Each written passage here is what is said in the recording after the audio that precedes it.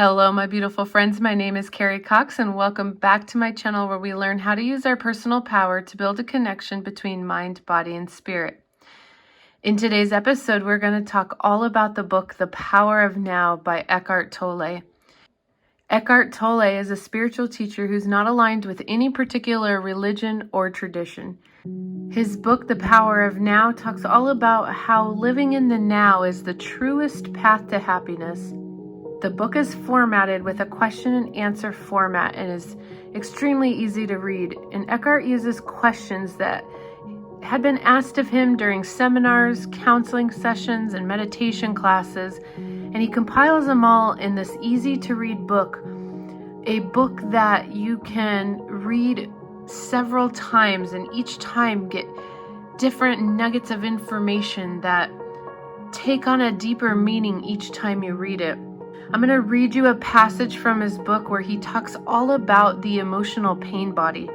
I talk a lot on my channel about how we hold our emotions inside of our body and how that manifests into physical pain. And here, Eckhart talks all about this pain body that we create that almost takes on a life force of its own. If you find this passage interesting and enlightening, I recommend that you purchase this book and you read it in its entirety. This is one of the very first spiritual books I had read after my awakening, and it is definitely one that I will constantly go back to. I will put a link in the description below if you're interested in purchasing this book.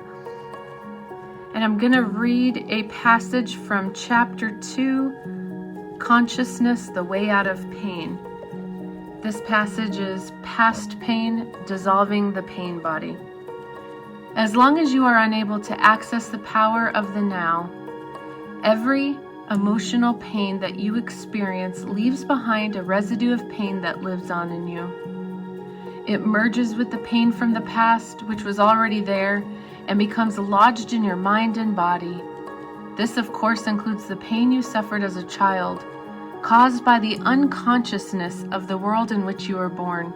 This accumulated pain is a negative energy field that occupies your mind and body. If you look on it as an invisible entity in its own right, you are getting quite close to the truth. It's the emotional pain body. It has two modes of being, dormant and active. A pain body may be dormant 90% of the time. In a deeply unhappy person, though, it may be active up to 100% of the time. Some people live almost entirely through their pain body, while others may experience it only for certain situations, such as an intimate relationship or situations linked with past loss or abandonment, physical or emotional hurt, and so on. Anything can trigger it, particularly if it resonates with a pain pattern from your past. When it is ready to awaken from its dormant stage, even a thought or an innocent remark made by someone close to you can activate it. Some pain bodies are obnoxious but relatively harmless, for example, like a child who won't stop whining. Others are vicious and destructive monsters, true demons. Some are physically violent. Many more are emotionally violent. Some will attack people around you or close to you, while others may attack you, their host. Thoughts and feelings you have about your life then become deeply negative and self-destructive. Illnesses and accidents are often created in this way. Some pain bodies drive their host to suicide. When you thought you knew a person and then you are suddenly confronted with this alien, nasty creature for the first time, you are in for quite a shock. However, it's more important to observe it in yourself than in someone else.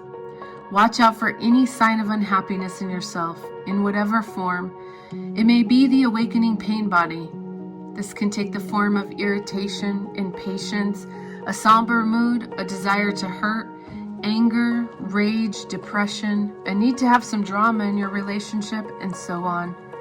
Catch it to the moment it awakens from its dormant state. The pain body wants to survive, just like every other entity in its existence, and it can only survive if it gets you to unconsciously identify with it. It can then rise up, take you over, become you, and live through you. It needs to get its food through you. It will feed on any experience that resonates with its own kind of energy Anything that creates further pain in whatever form: anger, destructiveness, hatred, grief, emotional drama, violence, and even illness. So the pain body, when it takes you over, will create a situation in your life that reflects back its own energy frequency for it to feed on. Pain can only feed on pain. Pain cannot feed on joy. It finds it quite indigestible. Once the pain body has taken over, you want more pain. You become a victim or a perpetrator. You want to inflict pain, or you want to suffer pain, or both. There isn't really much difference between the two. You are not conscious of this, of course, and will claim that you do not want pain. But look closely and you will find that your thinking and behavior are designed to keep the pain going for yourself and others. If you were truly conscious of it, the pattern would dissolve. For to want more pain is insanity, and nobody is consciously insane. The pain body, which is the dark shadow cast by the ego, is actually afraid of the light of your consciousness.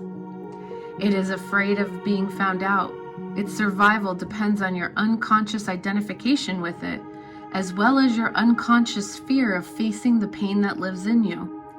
But if you don't face it, if you don't bring the light of your consciousness into the pain, you will be forced to relive it again and again.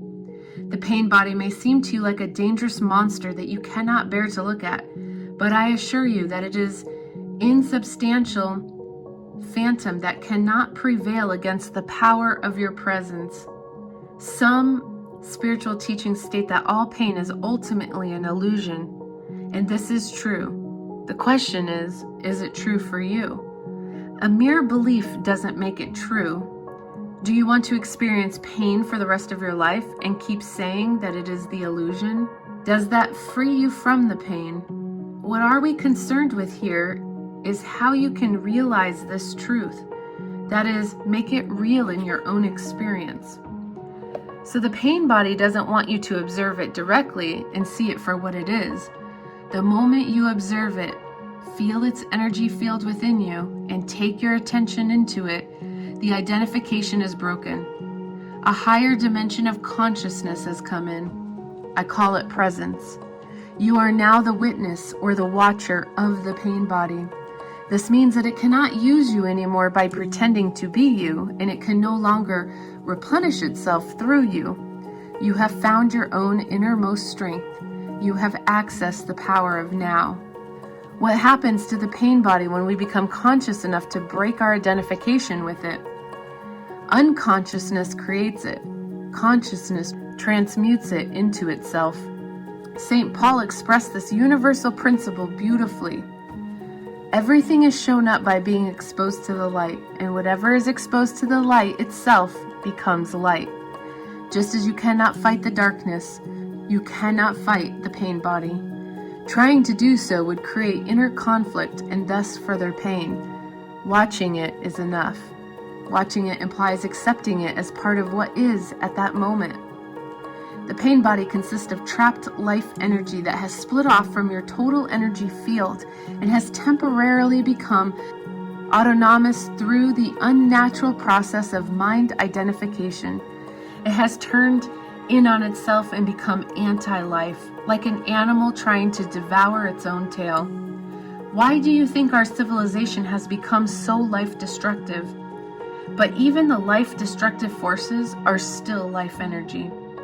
When you start to disidentify and become the watcher, the pain body will continue to operate for a while and will try to trick you into identifying with it again. Although you are no longer energizing it through your identification, it has a certain momentum, just like a spinning wheel that will keep turning for a while, even when it is no longer being propelled. At this stage, it may also create physical aches and pains in different parts of the body, but they won't last. Stay present, stay conscious. Be the ever-alert guardian of your inner space.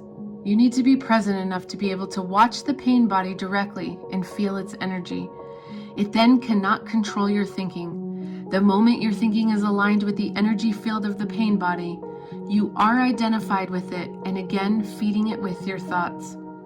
For example, if anger is the predominant energy vibration of the pain body, and you think angry thoughts, dwelling on what someone did to you or what you are going to do to him or her, then you have become unconscious, and the pain body has become you. Where there is anger, there is always pain underneath. Or when a dark mood comes upon you and you start getting into a negative mind pattern and thinking how dreadful your life is, your thinking has become aligned with your pain body, and you have become unconscious and vulnerable to the pain body's attack. Unconscious, the way I use the word here, means to be identified with some mental or emotional pattern. It implies a complete absence of the watcher. Sustained conscious attention severs the link between the pain body and your thought process and brings about the process of transmutation. It is as if the pain becomes fuel for the flame of your consciousness, which then burns more brightly as a result. This is the esoteric meaning of the ancient art of alchemy. The transmutation of base metal into gold, of suffering into consciousness. The split within is healed and you become whole again. Your responsibility then is not to create further pain. Let me summarize this process. Focus attention on the feeling inside of you. Know that it is the pain body. Accept that it is there. Don't think about it. Don't let the feeling turn into thinking. Don't judge or analyze. Don't make an identity for yourself out of it. Stay present and continue to be the observer of what is happening inside of you. Be aware not only of the emotional pain, but also of the one who observes. The silent watcher. This is the power of the now, the power of your own conscious presence. Then see what happens. This was just a couple of pages from the book, The Power of Now. If you are new to spirituality or on a self-healing or self-awareness journey, I would highly recommend reading this entire book, as he talks all about how time does not exist and how you cannot be in the past or the future, and the only moment is now.